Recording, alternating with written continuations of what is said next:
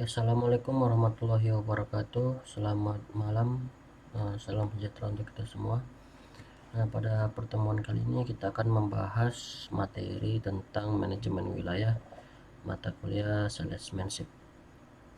Oke, langsung saja. Nah, wilayah penjualan itu menurut William J. Stanton, definisi dari wilayah penjualan adalah merupakan suatu daerah geografis tertentu yang dipercayakan pada seseorang sales atau distributor dengan mempertimbangkan jumlah customer atau calon customer di setiap daerah geografis atau daerah tertentu yang sudah disepakati bersama. Nah, jadi di bagian manajemen pemasaran ya, sudah melakukan riset tentunya wilayah-wilayah mana saja yang akan menjadi target target pemasaran penjualan, sehingga produk-produk yang akan dipasarkan itu bisa laku di daerah tersebut ya. Jadi wilayah penjualan itu merupakan daerah atau teritorial di mana sales itu akan berjualan.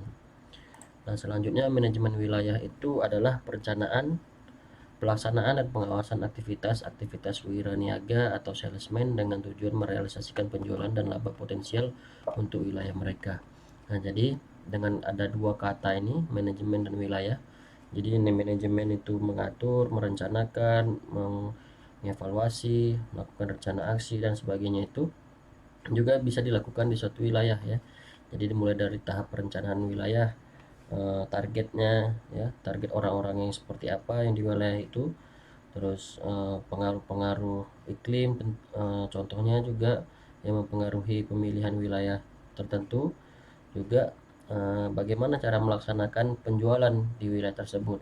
Nah, jadi beda wilayah maka beda pula cara-caranya, beda wilayah maka berbeda pula juga budaya-budaya yang ada di masyarakatnya. Jadi pada dasarnya segala upaya atau segala proses bisnis yang ada dalam manajemen wilayah ini adalah untuk semata-mata merealisasikan target-target penjualan dan laba yang sudah ditentukan oleh perusahaan. Nah, selanjutnya filosofi manajemen wilayah. Jadi yang pertama ini, kalau Anda mengenal musuh dan diri sendiri, Anda tidak perlu takut terhadap 100 pertempuran. Yang kedua, kalau Anda mengenal diri sendiri tetapi tidak mengenal musuh, untuk setiap kemenangan yang Anda raih, Anda juga akan menderita kekalahan. Selanjutnya, kalau Anda tidak mengenal diri sendiri ataupun musuh, Anda akan kalah dalam setiap pertempuran. Dan yang terakhir, membagi seluruh pasar yang dilayani menjadi beberapa teritorial. Nah, jadi di sini menurut filosofi manajemen wilayah, kita harus mengerti ya, kita harus paham, kita harus sadar akan diri sendiri terlebih dahulu, baik dari sumber daya yang ada ya, baik dari kemampuan-kemampuan sumber dayanya seperti apa gitu. Jangan kita memiliki target yang terlalu tinggi padahal sumber daya kita tidak mumpuni untuk mendukung target yang tinggi tadi. Nah, juga kita juga harus mempertimbangkan kekuatan lawan atau kekuatan kompetitor kita ya. Jadi kompetitor itu pasti memiliki banyak cara ya untuk lebih unggul daripada kita. Begitu pula juga dengan kita gitu ya. Jadi masing-masing perusahaan, jika produk yang dijual sejenis di dalam suatu wilayah, maka dia akan menciptakan strategi-strategi penjualan tersendiri agar produknya lebih unggul. Selanjutnya, membagi seluruh pasar yang dilayani menjadi beberapa teritori. Nah, jadi kalau kita ingin maksimal terhadap suatu tujuan, maka kita harus melakukan yang namanya fokus ya, harus melakukan yang namanya pembagian-pembagian yang maksimal pekerjaannya. Jadi beberapa beberapa segmen ya yang bisa dibuat di dalam satu wilayah itu, maka kita bisa memilih di antara segmen-segmen yang sudah kita tentukan tadi. Nah, itu jadi itulah namanya yang sudah kita jelaskan tadi, filosofi manajemen wilayah. Nah, selanjutnya lingkup manajemen wilayah. Nah, jadi di sini ada yang pertama menganalisis wilayah. Ya, jadi lingkup manajemen. Jadi lingkup dalam mengatur bagaimana kita menentukan wilayah itu, yang pertama menganalisis wilayah. Ya, tadi saya juga sudah di awal sudah menyebutkan bahwa harus mencari tahu ya atau menganalisis wilayah yang menjadi target kita, baik dari segi iklim, segi budaya, segi pendapatan dan sebagainya ya. Selanjutnya merencanakan secara komprehensif dan mempersiapkannya. Nah, jadi jangan cuman merencanakan tapi tidak melaksanakan. Jadi sebaik-baiknya perencanaan itu adalah perencanaan yang dilaksanakan. Selanjutnya pengambilan keputusan secara hati-hati. Nah, jadi apapun keputusannya, decision maker itu harus mempertimbangkan hal-hal yang menjadi faktor-faktor penentu atau faktor-faktor yang berdampak gitu ya. Jadi harus berhati-hati. Kemudian kemampuan menjalin hubungan. Nah, jadi di sini kemampuan menjalin hubungan ini yang dimaksud adalah kita mampu apa namanya membaur gitu. Kita mampu menjalin hubungan baik dengan masyarakat sekitar dengan melakukan apa namanya adaptasi terhadap budaya-budaya yang ada, norma-norma yang berlaku sehingga produk kita itu diminati gitu ya. Jadi contohnya kalau kita misalnya berjualan di wilayah seperti di daerah Aceh gitu ya. Jadi di sana terkenal dengan Islamnya, terus seperti di Padang juga, maka cara-cara penjualan, cara-cara kita melakukan promosi itu haruslah berdasarkan dari ilmu-ilmu Islam ya, contohnya syariah ya, seperti itu. Selanjutnya komunikasi yang efektif. Nah, jadi komunikasi yang efektif ini juga sangat mempengaruhi apa namanya daya tarik ya, mempengaruhi perhatian ya, mempengaruhi keputusan para konsumen untuk mau membeli produk kita.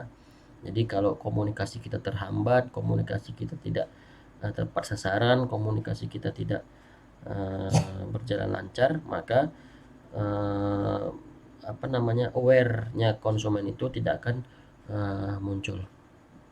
Selanjutnya efisiensi manajemen waktu. Nah, ini juga paling penting ya. Jadi kita harus mampu melakukan manajemen waktu. Ini sudah kita bahas di pertemuan sebelumnya bahwasanya manajemen waktu itu ada diantaranya harus memprioritaskan apa namanya pekerjaan-pekerjaan yang penting terlebih dahulu. Ya, jadi membagi-bagi pekerjaan itu berdasarkan tingkat apa namanya tingkat kepentingannya. Jadi apa namanya waktu yang sudah kita apa namanya pekerjaan yang sudah kita lakukan itu sesuai dengan target-target yang sudah ditentukan di awal. Selanjutnya analisis yang harus dilakukan tenaga penjual. Ya, jadi tenaga penjual harus melakukan analisis besarnya ukuran minimum dari pelanggan. Ya, ataupun analisis ini meliputi dua langkah. Yang pertama menghitung biaya personal per panggilan penjualan atau volume penjualan pulang pokok. Ya, jadi ini break even point ya yang nomor 2. Jadi tenaga penjual itu juga harus melakukan apa namanya pengukuran ataupun perhitungan minimum dari minat pelanggannya gitu ya. Jadi menghitung biaya seluruh biaya personal ataupun biaya panggilan per penjualan dan juga break even pointnya. Jadi beberapa biaya yang sudah dikeluarkan, titik impasnya itu di tahun keberapa misalnya seperti itu. Selanjutnya prosedur mengembangkan wilayah. Ya, jadi di sini ada beberapa prosedur yang bisa kita lakukan, yaitu yang pertama menetapkan tujuan dan kriteria pengembangan wilayah. Ya, jadi kalau kita sudah melakukan penjualan di suatu wilayah, kita harus menetapkan tujuan selanjutnya dan membagi atau mengelompokkan wilayah tersebut ke dalam kriteria tertentu sesuai dengan kebijakan dari pihak manajerial. Selanjutnya menetapkan dasar-dasar wilayah meliputi yang pertama geografis ya, seperti yang sudah kita sebutkan di awal, potensi ya, misalnya apa namanya peluang-peluang ataupun prospek-prospek yang ada, terus permintaan pelayanan ya. Jadi kalau misalnya kita sudah melakukan penjualan di situ, kita pasti mendapatkan data penjualan, data-data permintaan.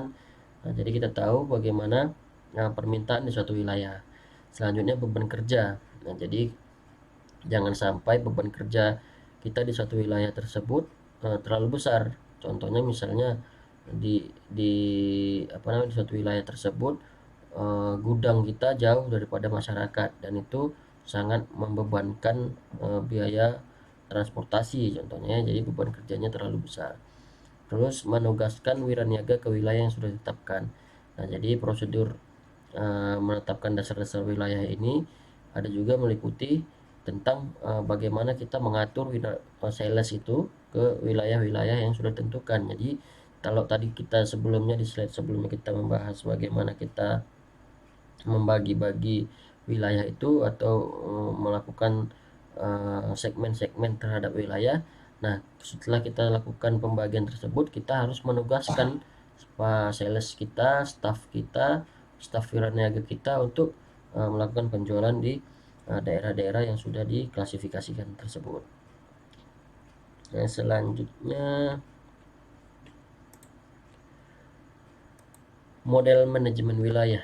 Nah, di sini ada analisis jumlah pelanggan, pelanggan potensial, permintaan pelayanan. Ini tadi sudah kita bahas di slide sebelumnya ya.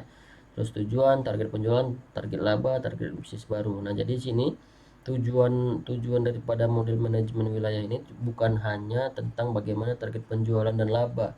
Jadi di sini juga mempertimbangkan atau menganalisis bagaimana bisnis baru itu dapat tercipta gitu dengan permintaan ataupun dengan peluang-peluang yang ada di suatu wilayah tersebut, baik itu pengembangan di segi produknya ataupun pengembangan dari segi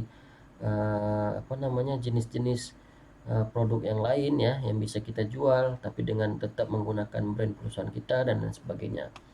Selanjutnya strategi, frekuensi panggilan, penawaran produk, harga dan lain sebagainya. Ini sudah saya rasa sudah cukup umum di manajemen pemasaran bahwasanya harga, cara penawaran produk, frekuensi panggilan terhadap sales ini akan dibahas di situ juga. Karena strategi penentuan harga itu ada beberapa metode ya.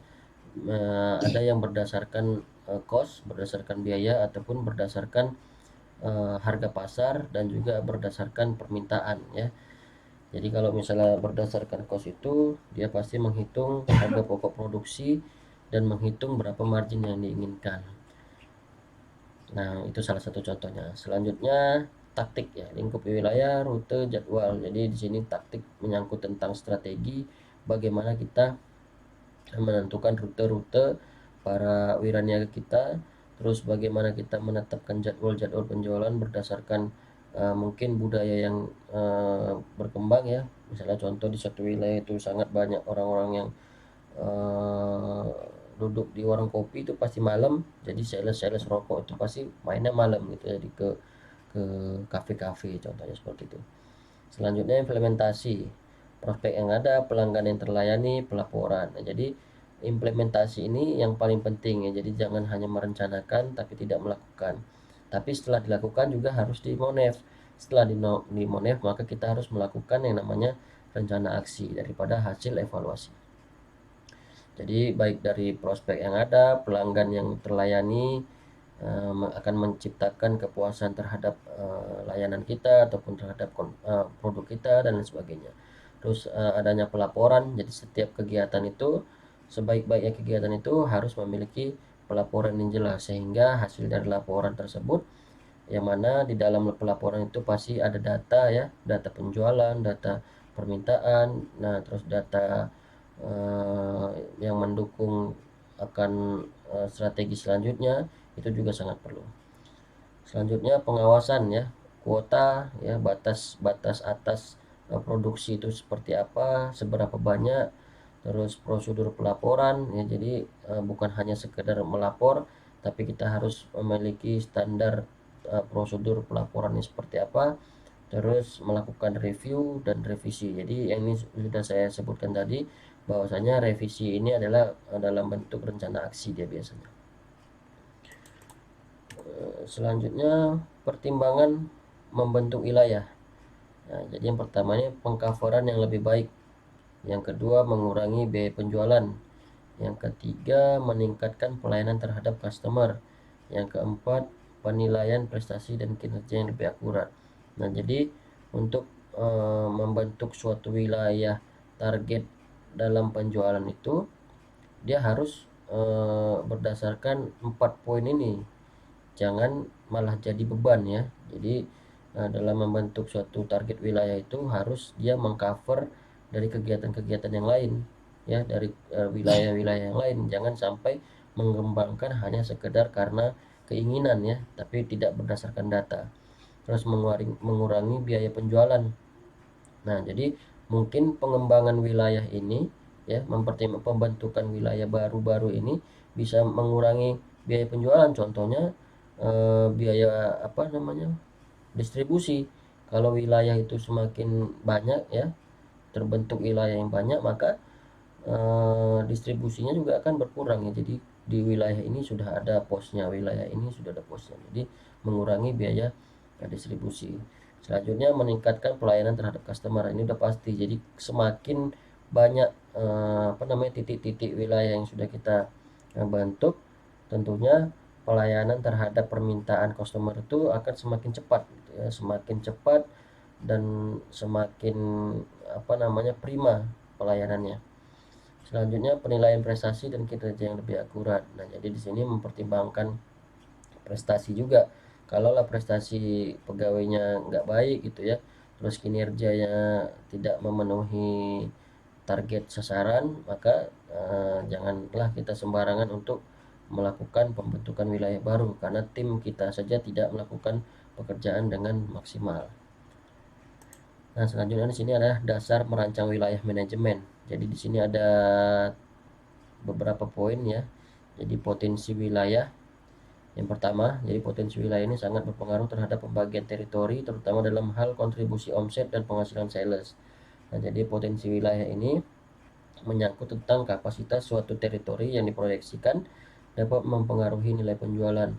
Jadi kita harus membaca bahwasanya potensi wilayah tersebut mampu nggak mempengaruhi apa namanya, permintaan terhadap penjualan kita.